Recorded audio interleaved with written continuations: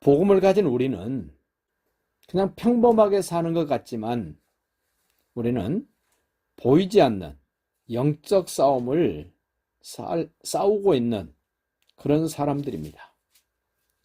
눈에 보여지는 전쟁도 지금 러시아하고 우크라이나, 이스라엘과 하마스 싸우는 것 보니까 목숨 걸고 집도 날아가고 건물도 파괴되고 땅도 움푹움푹 파이고 피비린내 나는 그런 아주 격전을 치르는 것을 봅니다. 영적 싸움은 그렇게 눈에 보여지지는 않지만 육적 싸움보다 훨씬 더 치열하게 우리 속사람에 싸우고 있다는 걸 아셔야 됩니다. 영적 싸움에서 지면 지는 자는 이기는 자의 종이 됩니다. 사단마귀에게 지면 우리는 사단마귀의 종이 됩니다. 우리는 결코 영적 싸움에서 지면 안 됩니다. 승리하기 위해서는 예수가 없이는 안 됩니다. 성령의 능력이 없이는 안 됩니다. 말씀이 없이는 영적 싸움에서 승리할 수 없습니다. 그 싸움을 싸우는데 얼마나 오늘 치열하게 싸우는가 보십시오. 20장 1절. 소요가 그침에. 무슨 소요였습니까? 그 아데미 신을 만들어서 우상을 만들어서 돈 벌었던 사람들이 자기 수입이 줄어드니까 못 견뎌하면서 복음을 전했던 바울 곁에 있던 사람들을 핍박하고 괴롭히고 죽이려고 소요를 일으켰습니다. 많은 사람들이 대가를 지불해야 되고 어려움을 당해야만 했던 그 소요. 그 소요가 그쳤다. 기다렸다는 겁니다. 소요가 마무리될 때까지 기다렸습니다. 복음의 사람들은 시간 관리가 얼마나 중요한가를 깨달으셔야 됩니다. 3절 보십시오. 거기 석 달 동안 있다가. 왜 석 달 있습니까? 배 타고 수리하러 가고자 할 때 그때 유대인들이 자기를 해하려고 공모함으로 복음을 가진 사람은 가는 곳곳마다 방해하는 세력이 있습니다. 소요를 일으킵니다. 박해를 합니다. 두렵고 공포심을 갖게 만듭니다. 그래서 할 수 없이 방향을 바꿉니다. 유대인들이 자기를 해하려고 공모함으로 마게도냐를 거쳐 돌아가기로 작정했다. 지름길로 빨리 가야 되는데 이렇게 헤아려 하는 공포를 조장하고 두려움을 갖게 만든 이 사람들 때문에 시간이 많이 걸리더라도 돌아가야 되겠다라고 생각을 바꿨다는 겁니다.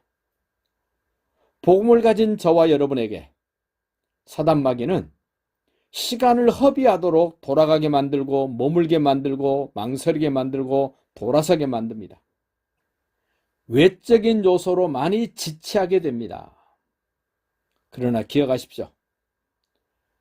때로는 머뭇거리고 때로는 빙 돌아갈지라도 결단코 복음은 중단되지 않습니다. 복음의 사람이 가는 길은 중단되거나 막히지 않습니다. 여러분과 제가 복음의 사람이라면 하나님은 반드시 길을 여실 겁니다. 진행하게 하실 것입니다.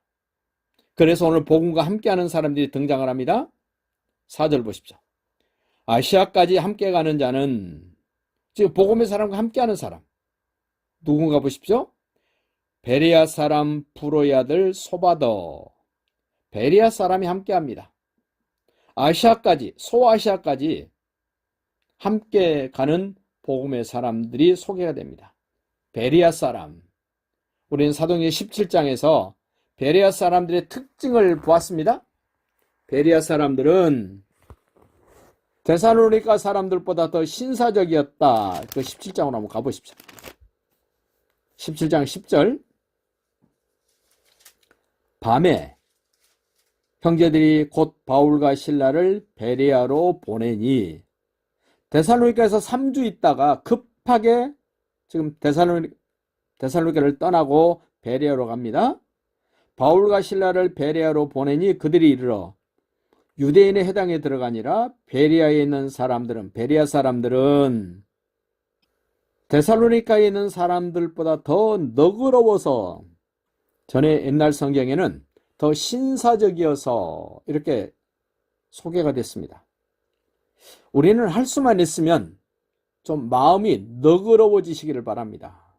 이게 너그럽다는 말을 그 사랑으로 연결시키면 상대방이 내게 퍼붓고 악담을 해도 내가 곧바로 즉시 되갚지 않는 것, 이걸 성경은 사랑 그러거든. 참는 것.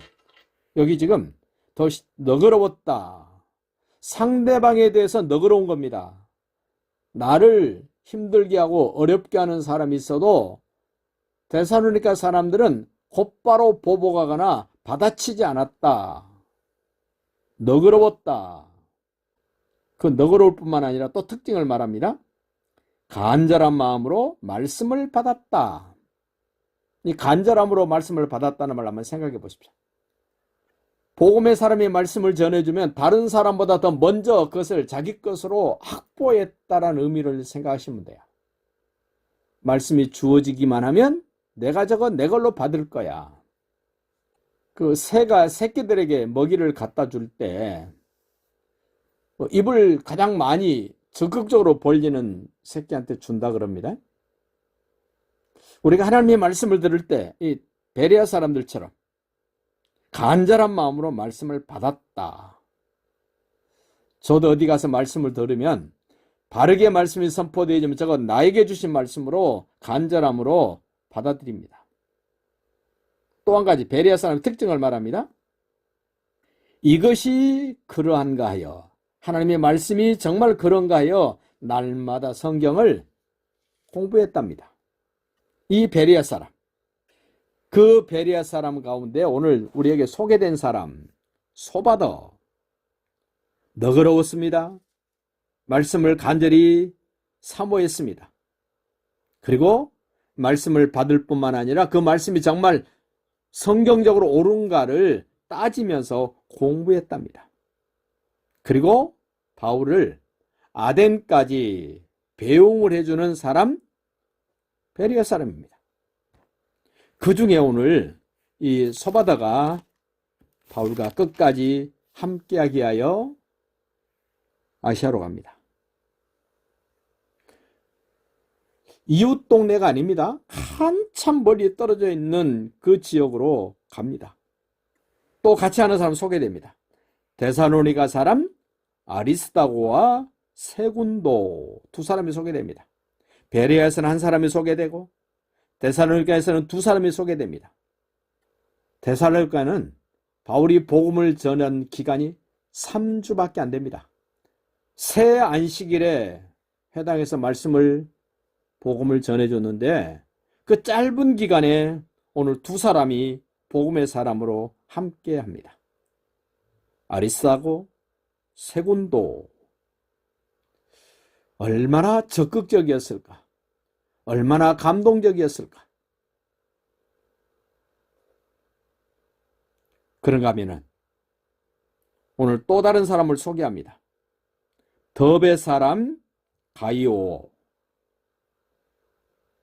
그리고 바울과 함께했던 이 디모데, 그는 앞에서 소개했던 아리스다고나 세군도나 소바더보다 이 및 디모데 이랬습니다.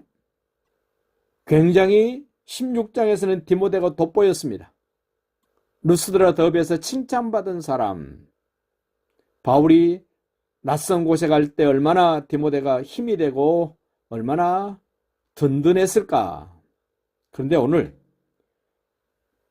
빌립보를 지나 데살로니가를 지나 이제 베레아를 지나 아덴과 고린도를 지나 이제 에베소를 거쳐서 수리아 안디옥으로 가고자 할 때 거기에 디모데는 오늘날로 말하면 가로 밖의 사람, 앞에 있는 사람보다 더 요긴하지 않은 인물로 소개가 됩니다. 및 디모데와 아시아 사람 두기고와 드로비모라. 이 한 사람 한 사람이 바울에게 얼마나 든든했을까? 얼마나 바울에게 힘이 됐을까? 좀 생각해 봤으면 좋겠습니다. 자, 5절 보십시오.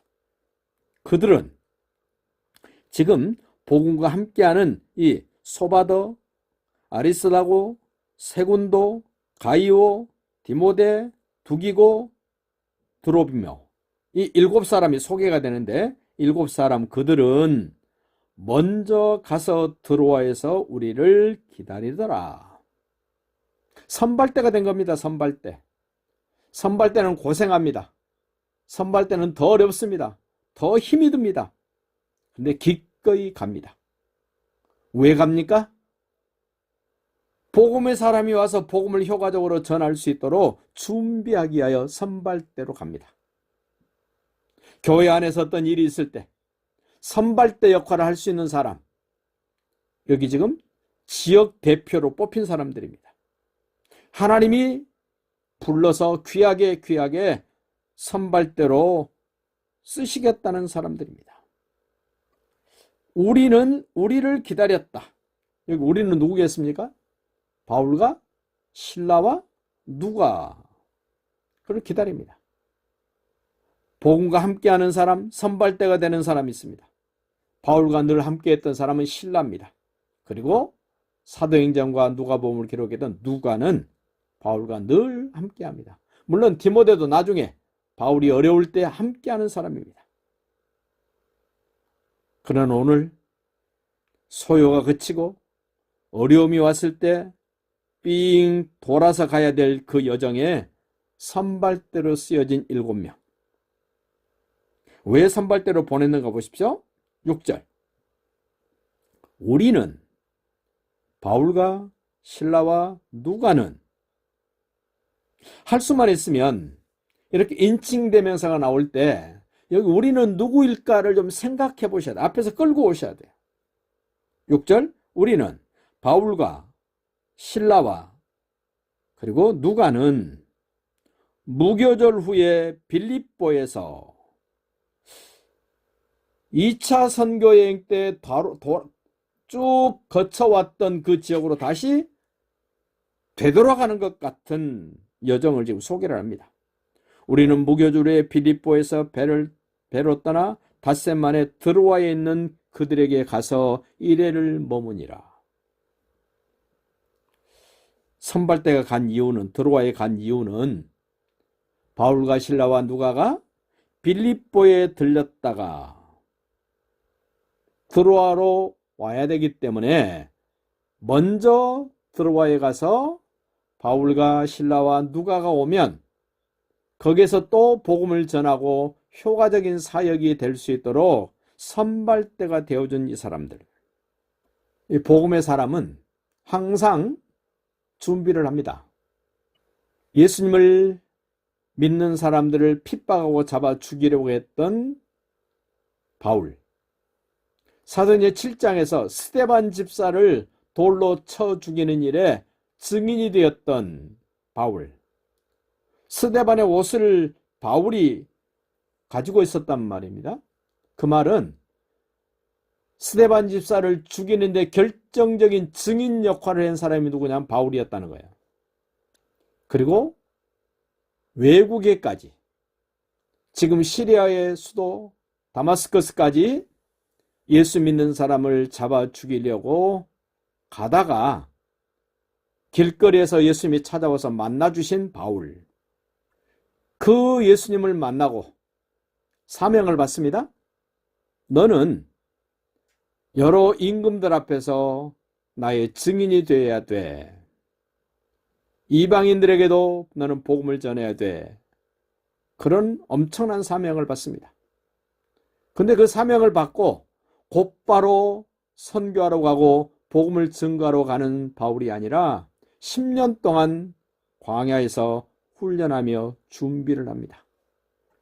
그리고 1차 선교를 떠납니다. 1차 선교를 갔다 와서 또 2차 선교를 준비합니다. 2차 선교를 갔다 와서 또 3차 선교를 준비합니다. 3차 선교를 갔다 와서 4차 선교를 준비하고 5차 선교도 준비합니다. 다시 말씀드리면 복음의 사람들은 늘 준비합니다. 시간을 아낀다는 겁니다. 시간을 가치 있게 쓴다는 겁니다. 시간을 의미 있게 쓴다는 겁니다. 마치 하나님의 사람으로 부름받은 세례 요한이 예수님을 기다리는 것, 그냥 시간을 허비하는 것이 아닙니다. 기다리는 것은 더 의미 있는 일을 하기 위하여 준비하는 것입니다. 우리 믿음의 사람들, 복음을 받아들이는 여러분과 저는 다시 오실 예수님을 기다립니다. 만날 준비를 합니다. 거기에 시간을 쓰십시오. 거기에 마음을 쓰고, 거기에 물질을 쓰고, 거기에 재능을 쓰고, 거기에 힘을 쓰십시오. 오늘 바울이 2차 선교를 마치고 3차 선교를 준비하면서 다시 수리아 안디옥 선교 본부로 돌아가는 이 모습을 보면서 복음과 함께 했던 사람, 선발 때 미리 가서 준비하고, 복음의 사람은 빌립보를 거쳐서 드로아에 와서 수리아 안디옥으로 가려고 하는 이 여정을 보면서 사단 마귀는 지체하게 만듭니다. 돌아가게 만듭니다. 그럼에도 불구하고 복음의 사람은 중단되지 않습니다. 뒤돌아서지 않습니다. 하나님이 이끄신 대로 앞으로 나가는 이 모습을 보면서 우리 은혜교회가 오늘 함께하는 여러분이 복음의 사람 함께 하시고, 여러분이 복음의 사람이 되셔서 또 다른 사람이 여러분과 함께하는 아름다운 하나님의 나라의 모습이, 그 여정이 계속 되어지시기를 예수님의 이름으로 축복합니다.